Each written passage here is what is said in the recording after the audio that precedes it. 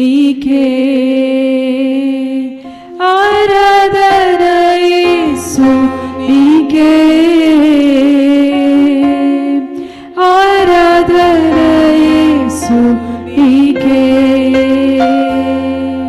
నీ చిత్తమునే చేసేదా నీ మాటలోనే నడిచెదా నీ వాక్యములోనే నిలిచెదా నిన్ను వెంబడించెదా నీ చిత్తమునే చేసేదా నీ బాటలో నడిచెదా నీ వాక్యములోనే నిలిచెదా నిన్ను వెంబడించెదా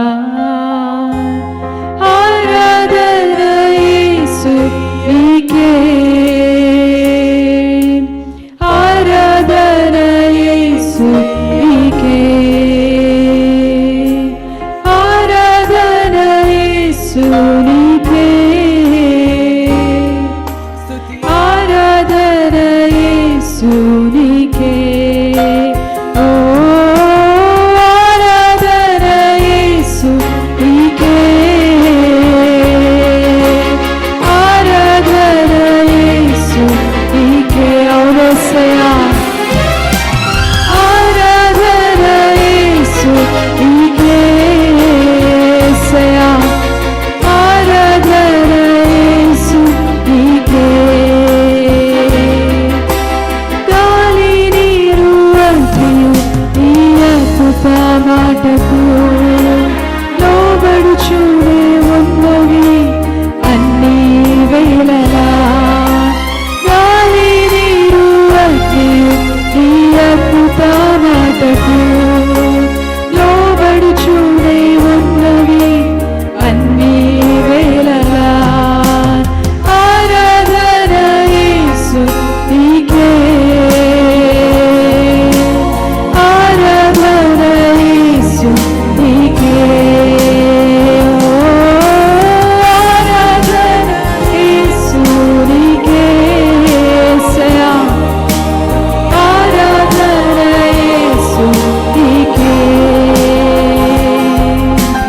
నీతిపై నడచిన నీ అద్భుత పాదము చూచుచూనే నడచెదా అన్ని వేళలా నీతిపై నడచిన నీ అద్భుత పాదము చూచుచూనే నడచెదా అన్ని వేళలా ఆరాధన యేసు నీకే ఆరాధన యేసు నీకే ఆరాధన యేసు నీకే సయా ఆరాధన యేసు నీకే ఓ ఆరాధన యేసు నీకే సయా ఆరాధన యేసు నీకే ఓ ఆరాధన యేసు నీకే ఆరాధన యేసు నీకే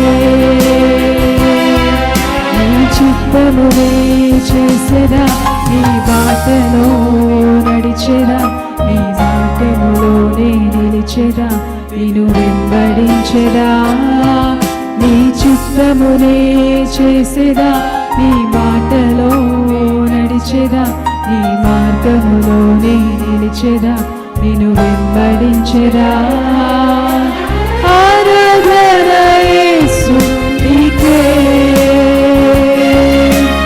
ఆరాధన యేసు నీకే ఆరాధన యేసు నీకే ఆరాధన యేసు నీకే ఆరాధన యేసు నీకే ఆరాధన యేసు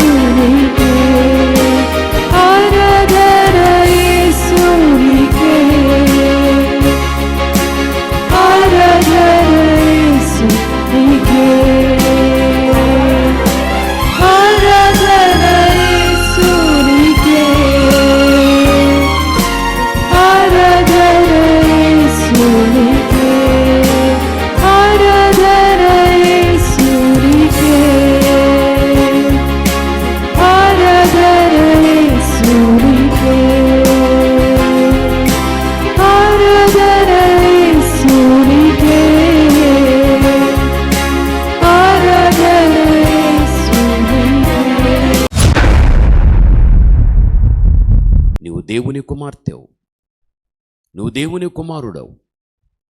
దేవుడి నీకు 24 గంటలు ఇచ్చాడు. ఈ 24 గంటల్లో ఉదయకాలమే నీవు దేవుని యొక్క సన్నిధానంలో నీవు సమయాన్ని దేవునికిచ్చి కనిపెట్టే వ్యక్తిగా నీవు ఉండాలి.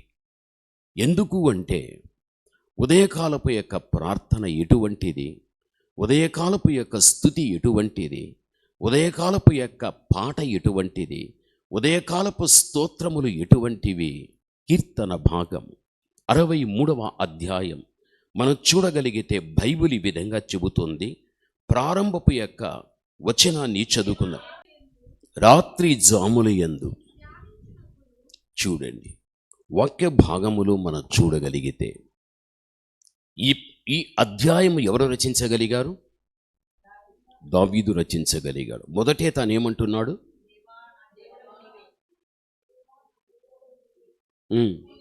వేకువనే.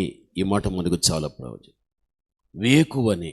వేకువంటే ఉదయకాలమే నిన్ను నేను వెదుకుదును. చూడండి, ఉదయకాలమే. ఎందుకు ఉదయకాలానికి బైబిలు అంత ప్రాధాన్యత ఇవ్వగలిగాది? దేవుడు కూడా ఎందుకు ఉదయమే నువ్వు వెళ్ళిపో, ఉదయమే నీవు వెళ్ళిపో, సీనాయి పర్వతం మీద ఉండు అని చెప్పగలిగాడు. ఈ వాక్యాన్ని బట్టి చూడగలిగితే ఇశ్రాయేలు యొక్క ప్రజలు వారి గుడారములలో నుండి వారు మేల్కొని గుడారము యొక్క లోపల నుండి వెలుపటికి రావటానికి ముందుగానే దేవుడు ఉదయకాలమే వారి గుడారముల చుట్టూ లేక పాలెము చుట్టూ కూడా దేవుడు ఏది కుమ్మరించాడు? మన్నాను కుమ్మరించగలిగాడు. ఉదయకాలమే. అసలుకు మన్నాను ఉదయకాలమే దేవుడు ఎందుకు కుమ్మరించాలి? మధ్యాహ్నము కుమ్మరించవచ్చు కదా. పూరేళ్ళైతే సాయంకాలం వారి మీద వచ్చి వారి దగ్గర పడగలిగాయి. అయితే మన్నా అనేది ఉదయకాలమే. అంటే ఇక్కడ కొంచెం మనం అర్థం చేసుకోవాలి. ఉదయకాలం ఎప్పుడైతే మన్నా వారి దగ్గర వచ్చి పడగలిగాదో అది ఎలా ఉండగలిగాది అంటే మంచు బిందువు వలె ఉండగలిగాది. అనగా మంచు చేత మన్నా కప్పబడి ఉంది. పచ్చిక బయళ్ళు మీద మంచు కణములు మనం చూచినప్పుడు సూర్యరశ్మి దాని మీద పడిన వెంటనే ఆ మంచు కణములు ఆవిరైపోతాయి. అదేవిధంగా మంచులో దాగి ఉన్నటువంటి మన్నా ప్రత్యక్షంగా కంటికి కనబడాలి అంటే సూర్యరశ్మి మంచు మీద పడిన తర్వాత అది ఎగిరిపోయిన తర్వాత దానిలో దాచబడిన మన్నా వారికి ప్రత్యక్షం కాగలిగాది. అది ఏ సమయం? ఉదయకాలము మాత్రమే. ఉదయకాలమే. ఎప్పుడైతే ఎండ దాని మీద పడుతుందో మన్నా కరిగిపోతుంది. ఆ తర్వాత ఆ మన్నా కోసం వెళ్ళిన కరిగిపోయినటువంటి ఆ మన్నా నిష్ప్రయోజనం, అసలు ఉపయోగం ఉండదు. అది అదే రీతిగా చాలామంది జీవితాల్లో రాత్రి ఎన్ని గంటలకు పరుండుకుంటారో కానీ చాలామంది వ్యక్తులు వేకువ జామునే ఉదయమే లేవరు. సూర్యుడు ఉదయిస్తాడు, ప్రకృతిలో ఎండ పడుతుంది. చాలామంది ఎండాకాలములో సూర్యుడు ఉదయించిన తర్వాత ఎండ సమయం వరకు కూడా నిద్రపోతూ ఉంటారు. అలాంటప్పుడు లేవగలిగితే ఇశ్రాయేలుల యొక్క ప్రజలు రాత్రంతా నిద్రపోయి సూర్యుడు ఉదయించి ఎండ పడేంత వరకు వారు పండుకొని వారు లేచిన తర్వాత ఆ లోపల పడిన మంచు సూర్యరశ్మి చేత ఏమైపోతుంది? కరిగిపోతుంది. ఇంకది వారికి దొరకదు, ఇంక నిష్ప్రయోజనమే. వారు ఉదయకాలమే లేవాలి. ఉదయకాలం అప్పటికప్పుడే ఫ్రెష్గా దేవుడు పంపిస్తాడు. అప్పుడు దాన్ని పొందుకోగలుగుతారు. ఉదయకాలమే నీవు లేచి నువ్వు ప్రార్థించు, నువ్వు పాడు, నువ్వు స్తుతించు, నువ్వు స్తోత్రించు అనే కృపను పొందుకుంటావు. ఎండ పడేంత వరకు కూడా నువ్వు పండుకొని ఎండ సమయంలో నిద్ర లేవగలిగితే వారికి ఏ విధంగా మన్నా దొరకదో దేవుని కృప కూడా నీకు దొరకదు. దేవుని ప్రసన్నత నీకు రాదు. ఈరోజు అనేక మంది వ్యక్తులు ఉదయమే లేచే అనుభవం లేదు. అనేక మంది వ్యక్తులు నిద్రలో జారుకోగలుగుతారు. సూర్యుడు ఉదయిస్తాడు, ప్రకృతి అంతా వెలుగుమయముతో ఉంటుంది, మంచి ఎండపడే పరిస్థితి. అప్పటికి కూడా మేలుకున్నటువంటి వారు పండుకున్న వ్యక్తుల్ని మందలిస్తారు, గద్దిస్తారు. లే, ఎంత పొద్దయింది, 7 అయింది, 8 అయింది, 9 అయింది, 10 అయింది, లే. ఇలాంటి వారు దేవుని కృపను పొందుకోలేరు. ఉదయకాలం పడిన మంచు ఉదయకాలమే వాళ్ళు పొందుకోవాలి. ఎండ పడగలిగితే అది వారికి దొరకదు. ఈరోజు దేవుని యొక్క సన్నిధిలో ఉదయకాలమందు ఎవరు లేచి వేకోజామునే లేచి దేవుని దగ్గర గడుపుతారో తప్పనిసరిగా వారు దేవుని ప్రసన్నత, దేవుని కృప వారు పొందుకోగలుగుతారు. అందుకే మోషేతో దేవుడు సీనాయి పర్వతం మీదికి వెళ్ళిపో, నా సన్నిధిలో నువ్వు కనిపెట్టు. అలా కనిపెట్టాడు కాబట్టే దేవుని కృపను పొందుకున్నాడు. ఆ కృప ద్వారానే లక్షలాది మంది ఇశ్రాయేలుల యొక్క ప్రజలను వాగ్దాన భూమి వరకు కూడా నడిపించుకుంటూ వచ్చాడు. ఆయన కృప లేకపోతే లక్షలాది మంది ప్రజలను నడిపించేటువంటి వ్యక్తి కాదు. నడిచేటప్పుడు ఎన్నో ఆటంకాలు, ఎన్నో అతనికి ప్రజల నుండి ఒత్తిళ్ళు, ఎన్నో తన జీవితంలో బాధింపబడేటువంటివి. దేవుని కృప తన మీద ఉండగలిగాది కాబట్టే ఆ కృపను బట్టి అన్నిటినీ దాటుకుంటూ ముందుకు వెళ్ళడం జరిగాది. ఆ కృప ఎలా పొందుకున్నాడు? దేవుడు చెప్పినట్లు ఉదయమే ఆయన సన్నిధిలో కనిపెట్టాడు. ఈరోజు నువ్వు ఉదయకాలము దేవుని దగ్గర ఎంత సమయం అనేది నువ్వు ఇస్తావో అంత దేవుని కృప పొందుకుంటా. నీవు దేవుని కృప నీ మీద ఉండగలిగితే ఎటువంటి సమస్య అయినా, ఎటువంటి శోధన అయినా, ఎటువంటి బాధ అయినా ఆ కృప ద్వారా నువ్వేమైపోతూ ఉంటావు? వాటన్నిటి నుంచి కూడా నీవు తప్పింపబడుతూ నీ భవిష్యత్తు ముందుకు నడవటానికి అవకాశం కలుగుతుంది. జీవితంలో ఎప్పుడు కానీ మనం నిద్రకి ఎక్కువ అవకాశాన్ని ఇవ్వకూడదు. దానికిస్తే ఇంట్లో దరిద్రత మాత్రమే మిగిలిపోతుంది. పిల్లలు వృద్ధికి రాలేరు, వారి మీద దేవుని కృప ఉండదు. వాళ్ళ జీవితాలు ఎప్పుడు కూడా తల్లికి తండ్రికి విరోధంగానే ఉంటాయి. మంచి కోరి తల్లి పిల్లలకు చెప్పిన, మంచి కోరి తండ్రి పిల్లలకు చెప్పిన, నా మంచి కోరి నా తల్లి చెబుతుంది, నా మంచి కోరి నా తండ్రి చెబుతున్నాడు అనేటువంటి ఆ ఇంకిత జ్ఞానాన్ని పోగొట్టుకొని తల్లిని తండ్రిని ఎదిరించేంత స్థితికి వచ్చేస్తారు.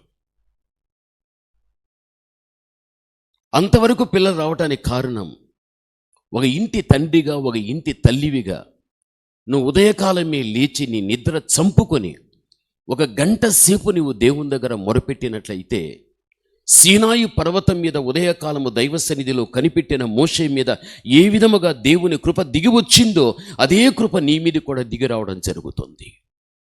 ఇప్పటికే నీకు తెలుసు ఆయన కృప ద్వారా నువ్వు పొందుకున్న మేళ్ళు ఎంతో, ఆయన కృప ద్వారా నీ పిల్లలు ఎంత మేలు పొందుకున్నారో.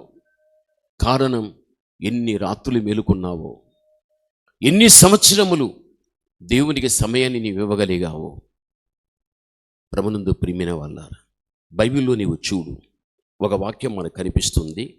ఆదికాండం 3వ అధ్యాయం 8వ వచనాన్ని చదువుకుందాం. చల్లపూట ఆదాము అతని భార్యయు తోటలో సంచరించుచున్న దేవుడని యెహోవా యొక్క స్వరమును విని. చూడండి, ఇక్కడ వాక్య భాగములో మనం చూడగలిగినట్లయితే దేవుడు ఏదైనా తోటలోనికి ఏ సమయంలో రాగలిగాడు? చల్లపూట వచ్చాడు. మామూలుగా చూడగలిగితే అది పగటి కాలమే. అయితే ఇక్కడ చల్లపూట అనేటువంటి మాటను బట్టి బైబిల్ పండితులు ఏమంటారంటే, ఒకవేళ ఉదయకాలం 3 గంటల నుంచి 4 గంటల వరకు కావచ్చు ప్రభు దిగి రావడము. అది బైబిల్ పండితుల యొక్క అభిప్రాయం. అది అంటే ఉదయకాలమే దేవుడు తోటలోనికి చల్లపూట వచ్చేటువంటి వాడు. తన చేతి నిర్మాణమైనటువంటి ఆదిమ దంపతులకు దేవుడు ప్రత్యక్షమయ్యేటువంటి వాడు. అంటే ఉదయకాలం అనేది ఎందుకంత ప్రాముఖ్యత అంటే గాన, ఉదయకాల సమయాన్ని చూడగలిగితే ఎటువంటి ఆటంకము లేకుండా, ఎటువంటి అభ్యంతరము లేకుండా నీ ఆత్మ దైవాత్మతో ఏకమైపోయి నీ మనస్సుకు ఒక చక్కని ఏకాగ్రత అనేటువంటిది ఉండి, ఎక్కడ కానీ నీకు అభ్యంతరాన్ని కలిగించేవి లేకుండా దేవుని యొక్క సన్నిధిలో నువ్వు ప్రార్థించటానికి ఒక అవకాశం అనేది ఉండగలుగుతుంది. అసలు ఉదయకాలం ఏ ఆటంకం ఉండదు. నిరాటంకంగా దైవ సన్నిధిలో నువ్వు కనిపెట్టవచ్చు. అభ్యంతరాలు ఏవి ఉండవు. నువ్వు 3 గంటలకెళ్ళి 4 కూడాలి 5 కూడా నువ్వులే,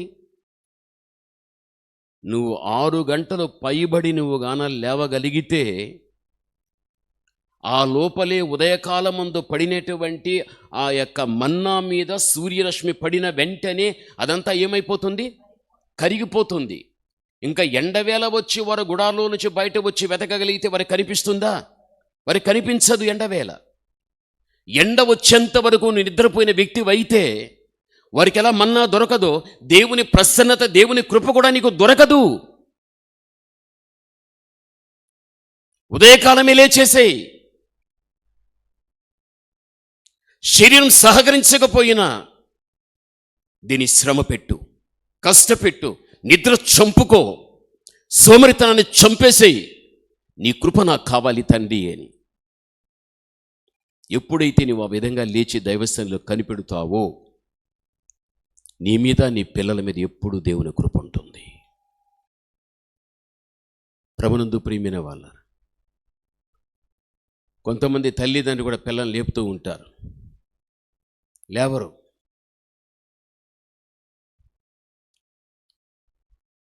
మన దగ్గర బైబిల్ స్కూల్ చాలా బ్యాచ్లు వెళ్ళాయి. వాళ్ళు నిద్రపోయేవాళ్ళు, పగలంతా తిరిగేవాళ్ళు, నిద్రపోయేవాళ్ళు. లేచి ఉదయమే ప్రార్థన చేయండి రా అంటే నిద్రపోయేవాళ్ళు. నీళ్ళు తీసుకొని అందరి ముఖాల మీద కొట్టేవాడిని, నేను తడిపేసేవాడిని. వెంటనే నిద్ర నుంచి లేచి మళ్ళీ ప్రార్థన చేసేవాళ్ళు. జీవితంలో మనం ఎప్పుడు కానీ ఉదయమే నువ్వు లేవకుండా ఉంటే నువ్వు దేవుని కృపకు నువ్వు దూరం అయిపోతావు. చల్లపోటే వచ్చేసేవాడు దేవుడు.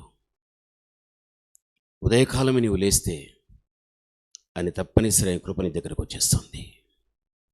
ఇది సత్యం, ఇది వాస్తవమైన విషయం. ఇది బైబిల్లో నీవు చూడు. బైబిల్ ఏం చెబుతుందో తెలుసా? అదే వాక్య భాగములో చూస్తే ఇప్పుడు 1 రాజులు 17:1 చదువుకుందాం. ఎవని సన్నిధిని నేను నిలబడి ఉన్నానో, చూడండి ఇక్కడ ఎవని సన్నిధిని నేను నిలబడి ఉంటున్నాను అని ఏలియా మాట్లాడుచూ ఉంటున్నాడు. అంటే ఏలియా అనుభవము ఎటువంటిది అంటే దేవుని యొక్క సన్నిధానములో నిలిచి ఉండేటువంటి అనుభవం అతనికి. ఏలియా దేవుని యొక్క సన్నిధిలో నిలిచి ఉన్నాడు కాబట్టే ఏలియా యొక్క శిష్యుడే ఎలీషా. ఎలీషాను ఏలియా విడిచిపెట్టే సందర్భములో నీకేం కావాలో అడుగు అన్నాడు. నీలో ఉన్న ఆత్మ ఏదైతే ఉందో దాంట్లో 2 పాళ్ళు నాకు ఆత్మ ఇచ్చేయి అన్నాడు. అది దేవుని యొక్క ఆధీనములో ఉంటుంది అని. ఎప్పుడైతే వారి ఇద్దరి మధ్యన సంభాషణ జరుగుతున్న సందర్భములో ఏలియా సుడిగాలి చేత లేపబడి వెళ్ళిపోగలిగాడు. ఎలీషా ఇక్కడ ఉండిపోయాడు, ఏలియా వెళ్ళిపోయాడు, ఆరోహణమైపోయాడు. అక్కడ ఉన్నటువంటి ప్రవక్తల శిష్యులలో వారు ఏమంటున్నారు తెలుసా? అయ్యా, మా దగ్గర 50 మంది బలము కలిగినటువంటి వ్యక్తులు ఉంటున్నారు. ఈ సుడిగాలి తీసుకుని వెళ్ళి ఏ లోయలో ఏలియాను పడేసిందేమో, ఏ పర్వతాల్లో ఏలియాను పడేసిందేమో. బలవంతులని 50 మంది వ్యక్తులు ఉంటున్నారు, వారిని మేము పంపించగలుగుతాం, వారు వెతకని. ఎలీషా అన్నాడు, ఆ పని మీరు చేయొద్దండి, వెళ్ళకండి, వెతకకండి, అది నిష్ప్రయోజనం. ఎలీషా చెప్పినప్పటికి కూడా వినకుండా 3 రోజులు వారు వెతకగలిగారు. ఏలియా సుడిగాలి చేత రేపబడి ఆరోహణమైపోయినటువంటి ఏలియాను ఆ సుడిగాలి ఎక్కడైనా లోయలో పర్వతాల్లో పడేసిందమని 3 రోజులు వెతికారు, ఎక్కడ కానీ కనిపించలేదు. ఎలీషా అన్నాడు, నేను చెప్పలేదా మీకు వెళ్ళొద్దని? అంటే దీన్ని ఎందుకు చెబుతున్నానంటే, దేవుని సన్నిధిలో ఒక వ్యక్తి గడుపుటను బట్టి ఒక రోజున దేవుని యొక్క రాకడ గడియలో ఏలియాలాగా లాంటి వ్యక్తులందరూ కూడా వెళ్ళిపోతారు ఈ లోకాన్ని వదిలిపెట్టి.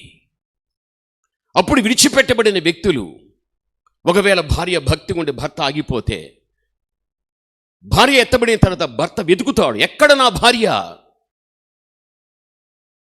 పోలీస్ స్టేషన్కి వెళుతాడు, ఏమండి నా భార్య కనిపించలేదు, కంప్లైంట్ తీసుకోండి అని. అరే, ఇక్కడ మా కానిస్టేబుల్ కూడా కనిపించలేదయ్యా, ఇక్కడ మా ఎస్ఐ కూడా కనిపించలేదయ్యా.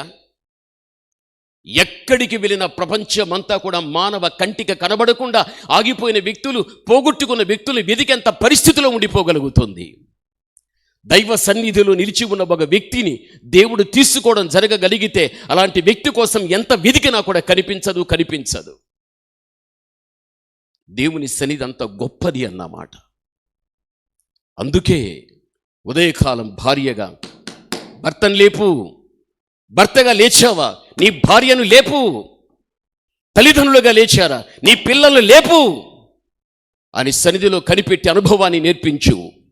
యేసుక్రీస్తు వచ్చిన తర్వాత ఆయన సన్నిధిలో ఉన్న వారు ఎవరైతే ఉంటున్నారో వారందరినీ కూడా ఏలియాలాగా దేవుడు తీసుకుని వెళ్ళిపోతాడు. ఆయన సన్నిధిలో ఎవడైతే కనిపెట్టాడో వాడు అనేక మంది వ్యక్తులు పోగొట్టుకున్న తర్వాత వారిని వెతకటానికి వాడు పర్వతం కాదు, లోయ కాదు, ప్రపంచమంతా తిరిగి వచ్చినా ఎక్కడ కనబడరు. వారు ఎక్కడ ఉంటారు? పైనున్న పరలోకములో దైవ సన్నిధిలో ఉండడం జరిగిపోతుంది. ప్రభునందు ప్రియమైన వాళ్ళారా, పరిశుద్ధ గ్రంథంలో ఉన్నటువంటి ప్రతి ఒక్క వాక్యాన్ని కూడా క్షుణ్ణంగా మనం అర్థం చేసుకొని ఇహమందు మనము జీవించవలసిన జీవిత విధానం ఎలా ఉండాలి అని దేవుడు తేట తెల్లగా మనకు తెలియపరిచేటప్పుడు వాటిని అంతరంగముతో గట్టిగా పట్టి పెట్టుకొని ఆ విధంగా బ్రతకడం మనం నేర్చుకోవాలి. నువ్వు నామకర్త క్రైస్తవురాలు కాదు, నువ్వు నామకర్త క్రైస్తవుడు కాదు.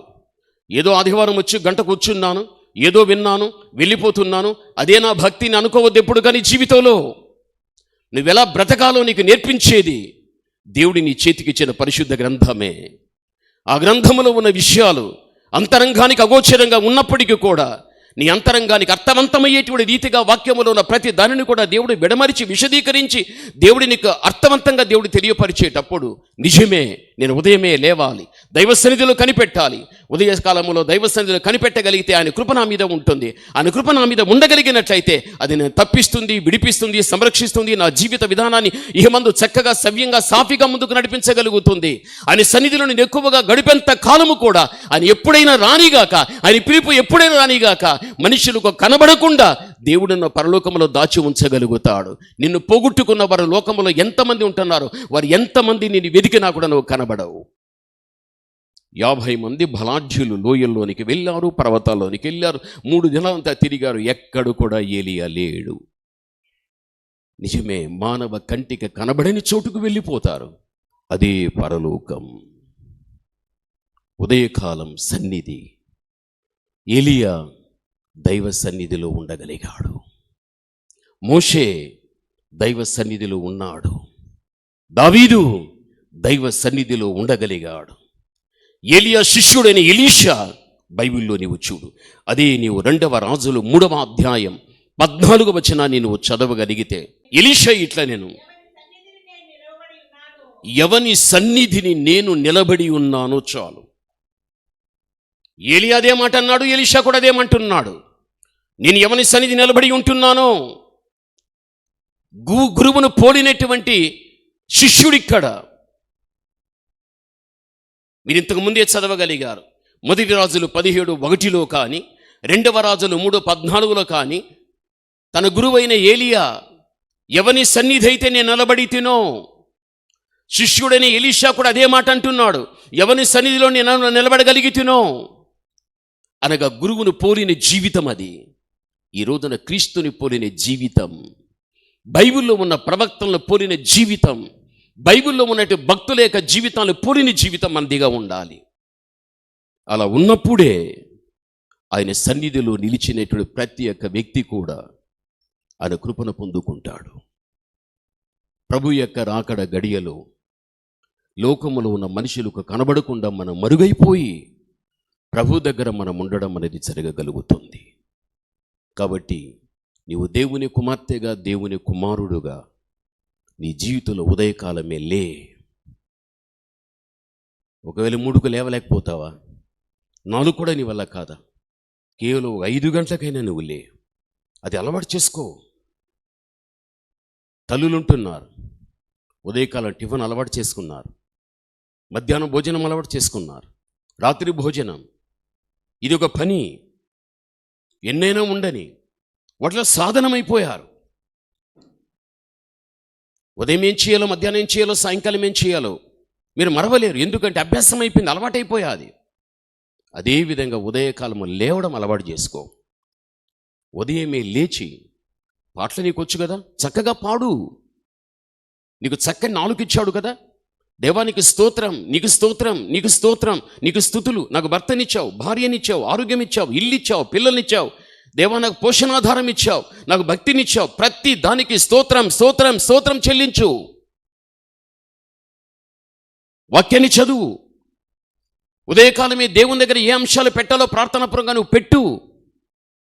దైవ సన్నిధిలో ఉన్న నీ మీదికి దేవుని కృప దిగి వస్తుంది. ఇటువంటి నడిపింపు మనకెప్పుడైతే ఉంటుందో ఆ ఇల్లు, ఆ ఇంట్లో ఉన్న వారి పిల్లలు సంవత్సరాలు గడిచే కొద్ది వృద్ధి అవుతూ వస్తారు. ఇది సత్యం. ఎక్కడు కూడా నేను మళ్ళీ చెబుతా, నిద్రపోతుగా ఉండద్దు, సోమరిపోతుగా ఉండద్దు, తిండిపోతుగానే ఉండద్దు. ఎప్పుడు కూడా నీవు ఎలా ఉండాలి తెలుసా? చురుకుగా ఉండాలి. నేను వెనకటి రోజుల్లో మీకు చెప్పాను, జింక యొక్క గొప్పతనమేమి? దాని వేగమే దాని గొప్పతనం, దాని చురుకుదనమే దాని గొప్పతనం. నీ గొప్పతనం ఏమిటి అంటే నువ్వు ప్రతి విషయంలో కూడా వేగవంతంగా దైవ సన్నిధిలో కనిపెట్టే వ్యక్తిగానే ఉండాలి. అప్పుడే దేవుడు నీ పట్ల కార్యాలు చేస్తాడు.